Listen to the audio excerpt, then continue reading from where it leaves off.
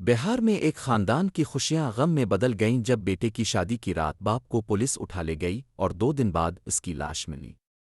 یہ کہانی ہے محمد نصیر شاہ کی، جس کی موت نے کئی سوالات کھڑے کر دیے ہیں۔ 5 ستمبر کی رات محمد نصیر شاہ اپنے 2 بیٹوں کی شادی کی تیاریوں میں مصروف تھے۔ گھر مہمانوں سے بھرا ہوا تھا اور خوشیوں کا سما تھا۔ اچانک راجہ پاکر پولیس اسٹیشن سے کچھ اہلکار آئے اور نصیر شاہ کو یہ الزام لگا کر لے گئے کہ وہ پولیس پر حملے میں ملوث تھے۔ یہ سب ایک معمولی جھگڑے سے شروع ہوا جہاں 140 روپے کی آئس کریم کے تنازع پر پولیس کو بلایا گیا۔ پولیس کے مطابق گاؤں والوں نے ان پر حملہ کیا۔ TwoCircle.net کی رپورٹ کے مطابق نصیر شاہ پولیس حراست میں مردہ پائے گئے۔ جس دن انہیں اپنے بیٹے کی بارات کی قیادت کرنی تھی، ان کے گھر میں جنازے کی تیاریاں ہو رہی تھیں۔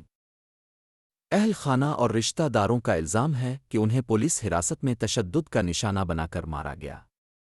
پولیس ان الزامات کی تردید کرتی ہے اور کہتی ہے کہ ان کی موت اچانک صحت بگڑنے سے ہوئی۔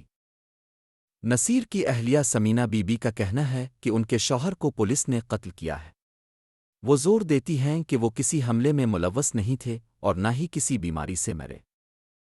پولیس نے 61 نامزد اور 250 نامعلوم افراد کے خلاف FIR درج کی ہے۔ گرفتاریوں کے خوف سے زیادہ تر خاندان گاؤں چھوڑ کر چلے گئے ہیں۔ SDPO حاجی پور صدر سبودے کمار حراستی تشدد سے موت کی تردید کرتے ہیں۔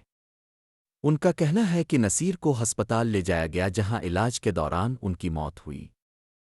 بہار اسٹیٹ اقلیتی کمیشن کے خصوصی سیکریٹری امیر آفاق احمد فیضی نے اس معاملے پر سوالات اٹھائے ہیں۔ انہوں نے ضلع مجسٹریٹ کو خط لکھ کر حراست میں بے رحمانہ پٹائی سے موت کا ذکر کیا۔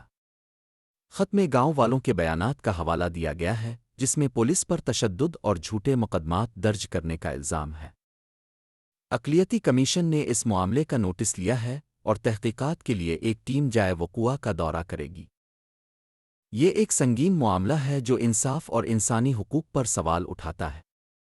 اس ویڈیو کو زیادہ سے زیادہ شیئر کریں تاکہ نصیر شاہ کے خاندان کو انصاف مل سکے اور ایسے واقعات دوبارہ نہ ہوں۔ اپنی رائے کمنٹس میں ضرور دیں۔